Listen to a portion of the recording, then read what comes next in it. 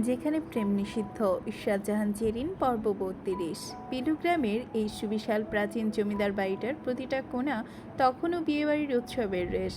উৎসবের আলোয় রোশনায় আর চারিদিকের কোলাহল ছাপিয়ে বড় বড় ডেকচিতে রান্না হওয়া কাচ্চি, বিরিয়ানি, খাঁটি ঘি আর মশলার তীব্র সুবাস বাতাসে ভাসছে। বাড়ির নিচে তখনও আত্মীয় স্বজনদের হাসাহাসি আর লাউড স্পিকারের বাজে সানাইয়ের সুর শোনা যাচ্ছে। কিন্তু এই জমকানো উৎসবের আমেজও মেয়ের বাড়ির পুত্রবধূ অর্থাৎ নৈশী সরকারের ভেতরে জমাট বাঁধা ক্ষোভ আর বিরক্তিকে এক চুলও কমাতে পারছিল না। নৈশীর কাছে এই বিয়েবাড়ির দাওয়াত খাওয়াটা কোনো আনন্দের উৎসবই না, বরং মনস্তান্ত্রিক যুদ্ধ।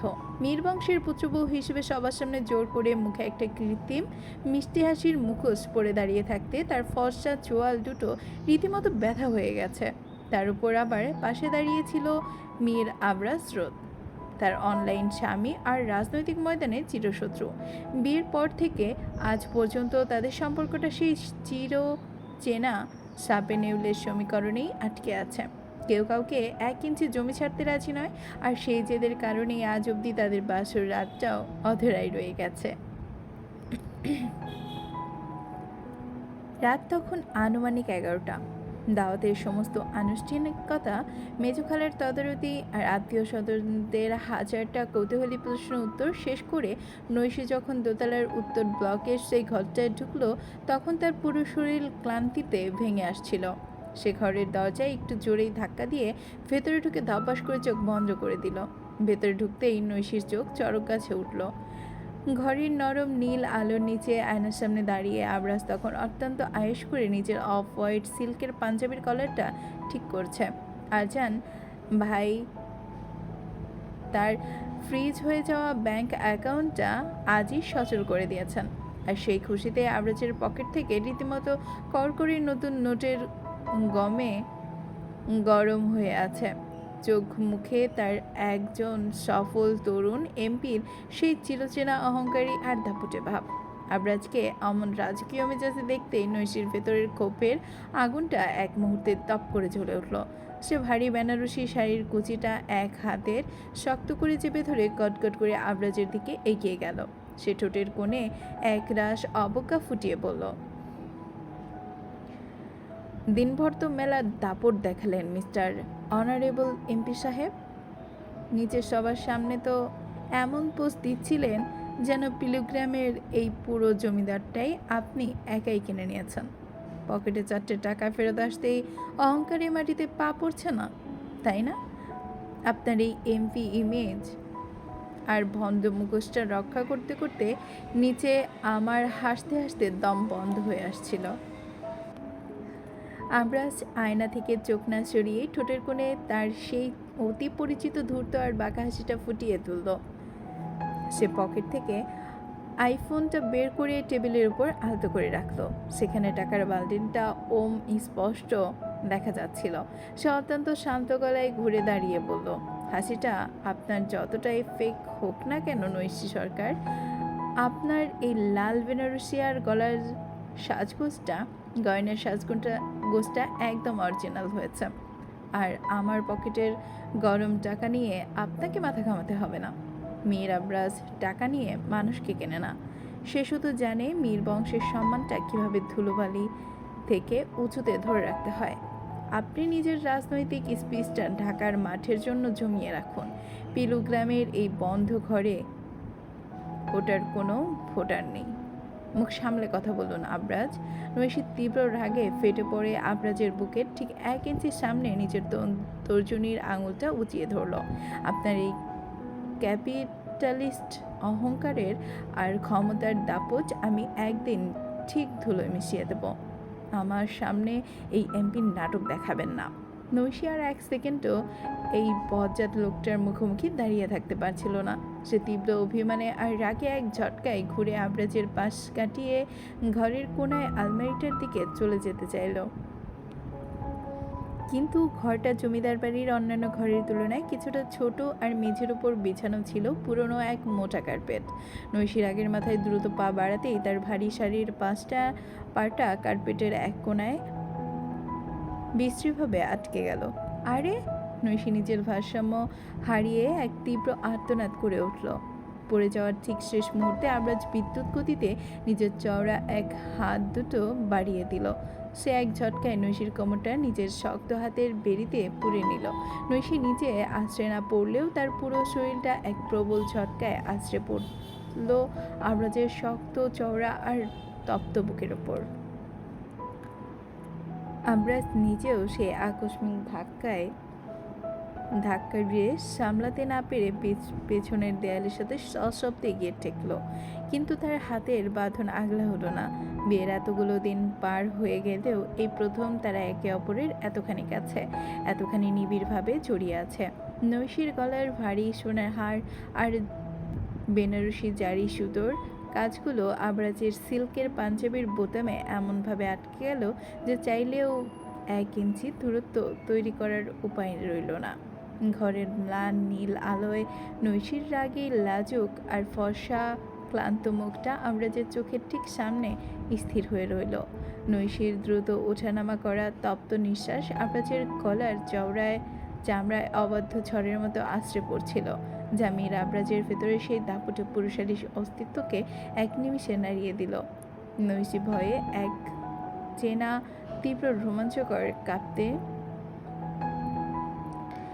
আবরাজের শার্টের কলারটা নিজের ছোট ছোট আঙুলে মুচড়ে ধরল। সে নিজের ভেতরের কাম্পন আড়াল করতে জোর করে গলার স্বর শক্ত করে ফিসফিসিয়ে বলল, অসভ্য লোক একটা, নাটক বন্ধ করুন আর ছাড়ুন আমাকে। বিয়ের ওই মিথ্যে অভিনয় নিজে সবার সামনে করেছেন, এই বদ্ধ ঘরে এই জোর খাটানোর ক্ষমতা আপনার নেই। আবরাজ ছাড়ল না। সে নৈশীর কোমরটা আরও একটু শক্ত করে নিজের দিকে চেপে ধরে তার চোখের ভেতরে সেই অবাধ্য জেদটাকে দেখতে দেখতে অত্যন্ত গম্ভীর ও ভরাট গলায় বলল, জোর আমি খাটাইনি নৈত্রী। বর্ডার ক্রস করে আপনি নিজেই আমার বুকের ওপর এসে আশ্রয় পড়েছেন। আর মীর আবরাজ রোদ নিজের বুকে আসা অধিকার কোনো দিন হাতছাড়া করে না। জমিদার বাড়ির বিশাল ছাদটায় তার নিঝুম রাত নিচে বিয়েবাড়ির আলোর রোশনাই আর সেজক খালার তদারতির চড়া গলা কিছুটা কমে এসেছে। গ্রামের ঠান্ডা হাওয়া এসে বিচ্ছিল রাতের চুলে। তার পরনে একটা ঢিলেঢালা কালো হুডি। ডান হাতের করার সেই কাটার দাগটা এখন শুকিয়ে এসেছে, কিন্তু সুহানার সেই কালো রুমালের ঘ্রাণটা এখনও তার অবচেতন মনে টাটকা। ক্লাবের সেই মারামারির পর আজ 4টে দিন হয়ে গেল। সুহানা জাবিন নামক সেই ডাইনির রেসার মেয়েটা তাকে সম্পূর্ণ অন্ধকারের মাঝে একা ফেলে উধাও। কিরে পপ স্টার, একা একা ছাদের কোণে বসে দেবদাসগিরি করছিস নাকি? নিচে তোকে খোঁজার জন্য ফুপাতো খালাতো ভাই বোনেদের লাইন লেগে গেছে। পেছন থেকে আরভিদের গলা শুনে রাত একটু চমকে ওঠে, নিজের গিটারটার কোলের ওপর টেনে নিল, প্রাণ ছাদে এসে বসলো। তার পেছনে কিছু কাজিনরাও চলে এলো রাতে, যদিও তাজও ছিল। সে এসে রাতের পাশ ঘেঁষে ধপাস করে বসে পড়ল। আমাদের মেয়ের বাড়ির একমাত্র রকস্টার ফুচকা কাচ্চি খেয়ে ছাদ বিভাগী হয়ে গেছে। রাত অনেক দিন তোর লাইভ কনসার্ট শুনি না ভাই। এই পিলুগ্রামের চাঁদের আলোয় একটা গান শোনাতো দেখি। সবাই তখন চোখের ইশারায় রাতকে অনুরোধ করলো। কাজিনদের এত ধরাধরিতে রাত আর না করতে পারলো না। সে একটা দীর্ঘশ্বাস ফেলে গিটারের তারে আঙুল ছোঁয়ালো। এক অদ্ভুত বিষাদময় অ্যাকেস্টিক কর্ডের ঝংকার পিলুগ্রামের রাতের নিস্তব্ধতাকে ছিঁড়ে দিল। রাতের সেই চোখ বন্ধ করলো। গিটারের প্রতিটা টোনে তার চোখের সামনে ভেসে উঠছিল রেসিং ট্রাকের হেলমেট পরা সুহানার সেই ঘর্মান্ত ফর্সা মুখ, তার ঠোঁটের সেই অবাধ্য কামড়, আর ক্লাবের ভেতরে মদের বোতল হাতে সেই ডেঞ্জারাস রূপ। রাত গিটারে টুংটাং সুর তুলতে তুলতে ভাঙা গম্ভীর কণ্ঠে গেয়ে উঠল, তুমি অধরা হয়েই রইলে মনের গহীন কোণে, খুঁজে ফিরি তোমায় আমি প্রতিটি ক্ষণে ক্ষণে। অন্ধকার ওই রাজপথে যদি থমকে দাঁড়ায় গাড়ি, যেন এই বলদ সিঙ্গার দেবে তোমার শহর পাড়ি। গানের শেষ লাইনটায় বলদ সিঙ্গার শব্দটা আসতেই সবাই একে অপরের দিকে তাকায়। সুর তো ঠিকই আছে, কিন্তু এই মারা খাওয়া রিলিক্স কার আবিষ্কার? রাত চট করে বলে উঠল, হিউম্যান সাইকোলজি বলে আর্টের পেছনে যখন কোনো তীব্র অবাধ্য অবসেশন থাকে তখন গানের রিলিক্সও এমন অদ্ভুত কোড ল্যাঙ্গুয়েজ চলে আসে। রাত, তুই কারো প্রেমে পড়েছিস ভাই? রাত শুধু একটা ম্লান হাসল। সে গিটারের কর্ডটা থামিয়ে ছাদের রেলিংয়ের দিকে তাকালো। তার মনে মনে তখন একটাই প্রশ্ন, সুহানা কি এখন কোনো রেসিং ট্র্যাকে গাড়ি চালাচ্ছে, নাকি লতিফ মির্জার গুন্ডাদের কাছ থেকে বাঁচতে কোথাও লুকিয়ে আছে? ঠিক তখনই রাতের হুডির পকেটে থাকা ফোনটা তীব্র স্বরে কেঁপে উঠল। স্ক্রিনে কোনো নাম নেই, সম্পূর্ণ অপরিচিত আননন রং নাম্বার ভাসছে। রাত প্রথমে ভাবলো কোনো ফ্যান বা কোনো ক্লায়েন্ট হবে। সে বিরক্ত হয়ে কলটা কেটে দিতে চাইলো, কিন্তু কিভাবে যেন রিসিভ করে কানে ঠেকালো। হ্যালো। রাতের গলায় কিছুটা উদাসীনতা। ওপাশ থেকে কোনো জবাব এলো না, শুধু একটা চেনা ভারী নিঃশ্বাসের শব্দ পাওয়া গেল। রাতের বুকের ভেতরটা এক মুহূর্তে ড্রাম পেটাতে শুরু করলো। এই নিঃশ্বাসের ছন্দ সে খুব ভালো করেই চেনে। পরের সেকেন্ডেই ওপাশ থেকে একটা ক্ষুদ্রধার কণ্ঠস্বর ভেসে এলো, রক্তটা কি মুছেছিলে, নাকি এখনো ওই চকলেট মুখে হিরো সেজে ঘুরে বেড়াচ্ছ বলদ সিঙ্গার? রাতের হাতের গিটারটা এক সেকেন্ডের জন্য কেঁপে উঠল। তার চোখের মনি স্থির হয়ে গেল। সে নিজের কানকে বিশ্বাস করতে পারছিল না। ওপাশে আর কেউ নয় বরং সুহানা। রাজ জানালার পাশে দাঁড়িয়ে পিলুগ্রামের বর্ষণ মুখর সন্ধ্যার দিকে তাকিয়েছিল, কিন্তু মনের ভেতর তখন ক্লিনিক্যাল ট্রায়ালের চেয়েও জটিল রাসায়নিক বিক্রিয়া চলছে। রাজ গলা পরিষ্কার করে অবনীর দিকে না তাকিয়ে বলল, দেখো অবনী, তুমি পিলুগ্রামের এই পরিবেশটা দেখে আবার ভুল বুঝো না তো? আমি আরজান ভাইয়ের সামনে যা বলেছি ওটা কিন্তু একেবারে প্রফেশনাল গ্রাউন্ড থেকে বলা। তোমার ওই সিভিয়ার ট্রমা আর প্যানিক অ্যাটাকগুলো সামলানোর জন্য এই এনভায়রনমেন্টাল শিপটা খুব দরকার ছিল। আর বিয়েটা মানে আইনি সুরাহা না থাকলে তো আমি তোমাকে 24 ঘন্টা অবজারভেশন রাখতে পারতাম না। সো এই বিয়েটা কিন্তু ইন রিয়েলিটি তোমার থেরাপি একটা অংশ মাত্র। তুমি এটাকে পার্সোনাল নিচ্ছ না তো? রাত যখন কথাগুলো বলছিল তখন তার নিজের কানের সেগুলো খুব কাঁচা ফাঁকিবাজির মতো শোনাচ্ছিল। সে নিজের চশমাটা নাকের উপর বারবার ঠিক করছিল। এটা রাজের নার্ভাস হওয়ার বড় লক্ষণ। অবনী বিছানায় বসে রাজের এই ছটফটানি খুব মন দিয়ে লক্ষ্য করছিল। রাজের পিঠের দিকে তাকিয়ে এসে একটা মৃদু হাসি দিল। অবনী ধীর পায়ে উঠে রাজের একদম পিছনে এসে দাঁড়ালো। রাজ জানালার কাচের প্রতিফলনে অবনীকে তার পাশে দেখে একটু হকচকিয়ে গেল। রাজ আবার খেই হারিয়ে বলল, মানে আমি বলতে চাচ্ছি থেরাপিউটিক বন্ডিং আর পার্সোনাল ইমোশনাল কিন্তু আলাদা জিনিস। অ্যাজ এ ডাক্তার আমি সির্ফ তোমার ভালোর কথা ভেবেই এত বড় রিস্কটা নিলাম। আরজান ভাই তো অলরেডি আমাকে পাগল ডিক্লেয়ার করে দিয়েছে। তুমি আবার হুট করে কোনো ভুল ডিসিশন নিও না। তুমি কি ভাবছো? অবনী রাজের দিকে কয়েক কদম এগিয়ে এলো। জানালার বাইরে থেকে আসা সোডিয়াম আলোর আভা তার ফর্সা মুখ একটা মায়াবী ছায়া ফেলেছে। সে রাজের চোখের দিকে সরাসরি তাকিয়ে অত্যন্ত শান্ত ও গম্ভীর কণ্ঠে বলল, ডাক্তারবাবু, আপনার এই থেরাপির থিওরিগুলো আপনার ডায়েরিতেই থাক। 9-6 কথা বলে আমাকে আর ভোলানোর চেষ্টা করবেন না। রাজ অপ্রস্তুত হয়ে মুখ ফিরিয়ে নিতে চাইল। না মানে থেরাপি তো আসলে। অবনী খিলখিল করে হেসে উঠল। রাত স্তব্ধ হয়ে গেল, কারণ অবনীর গলায় এক প্রতস্ফুটিত হাসি সে থেরাপি সেশনে কোনো দিন শুনতে পায়নি। অবনী হাসতে হাসতে রাজের খুব কাছে এসে একদম নিচু স্বরে বলল, আপনি আমায় ভালোবাসেন তাই না ডাক্তারবাবু? আপনার এই এত বড় রিস্ক নেওয়া, আরজান ভাইয়ের চড়া শাসন মাথা পেতে নেওয়া, সবই কি সেলফ থেরাপি? আমি কিন্তু সব জানি। আপনি না বললেও আপনার চোখ সব বলে দেয়। পেশেন্টের পালস চেক করতে করতে আপনি কবে যে নিজের মনটা হারিয়ে ফেলেছেন সেটা আমি আগেই ধরে ফেলেছি। রাজের বুকটা তখন এক অদ্ভুত শব্দে ধক ধক করে উঠল। যে রাজ দুনিয়ার সব মানুষের সাইকোলজি নিয়ে খেলা করে, আজ সে তার নিজের পেশেন্টের সামনে একদম নিরুপায় হয়ে দাঁড়িয়ে আছে। অবনী এক মুহূর্তে রাজের চোখের দিকে তাকিয়ে থেকে আবার বলল, খুব ভালো লাগে ডাক্তারবাবু যখন আপনি আমাকে আড়াল করার জন্য মিথ্যে অজুহাত খোঁজেন। আপনার এই ভালোবাসাটা আমার কাছে পৃথিবীর শ্রেষ্ঠ মেডিসিন। রাজ আর কিছু বলতে পারল না। জানালার বাইরে তখন রমঝম করে বৃষ্টি নামলো। রাজের সব লজিক আর থেরাপির হার মানল অবনীর ওই সহজ স্বীকারোক্তির কাছে। রাত তখন আনুমানিক 1টা। কালো মেঘে আকাশটা পুরোপুরি ঢাকা। যে কোনো মুহূর্তে কালবৈশাখী নামবে। আলিশান মার্বেল পিলারের পাশে দাঁড়িয়ে আছে মীর আরজান শান। তার পরনে কালো শার্টের ওপর দুটো কনুই পর্যন্ত গোটানো। চারপাশে ওউড পারফিউমের চড়া ঘ্রাণ ছড়িয়ে ছাপিয়ে তখন তীব্র হয়ে উঠেছে তামাকের কড়া গন্ধে। আরজানের ডান হাতের আঙুলের ডগায় জ্বলছে দামি বিদেশি সিগারেট।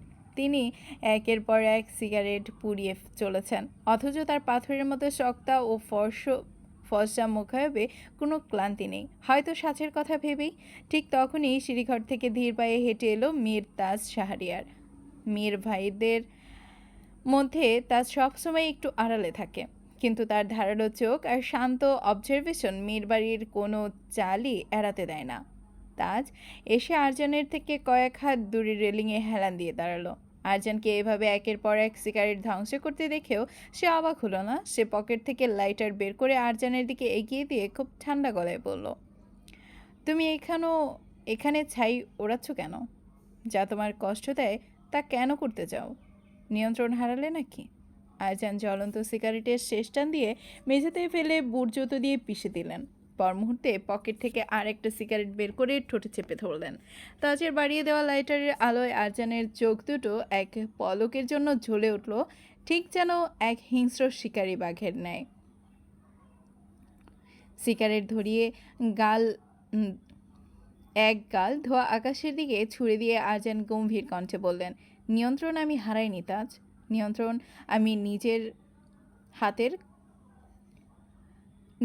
আমি নিজের হাতে কড়া করে নিয়েছি।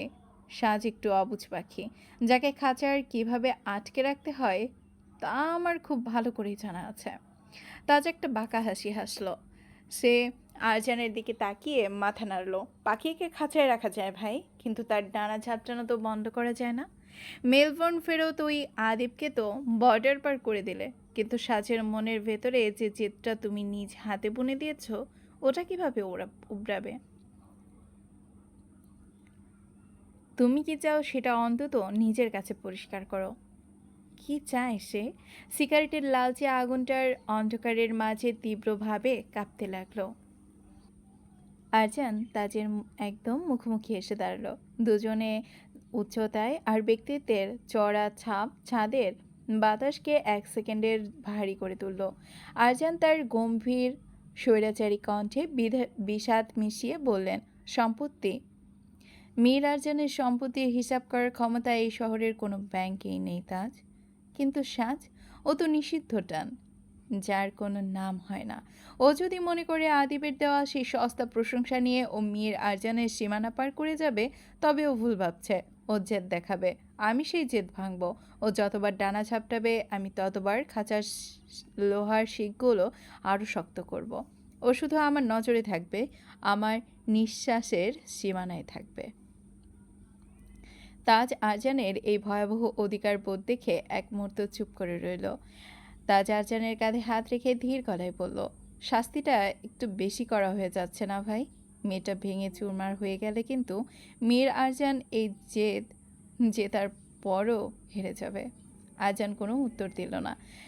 সে তাজের হাতটা আলতো করে সরিয়ে দিয়ে আবার রেলিংয়ের ওপর ঘুরল। পকেট থেকে আরেকটা সিগারেট বের করতে করতে তিনি অন্ধকারের দিকে তাকিয়ে মনে মনে বলল, ভেঙে যাক সাজ, কিন্তু ও যেন শুধু আমার বুকেই ভেঙে পড়ে।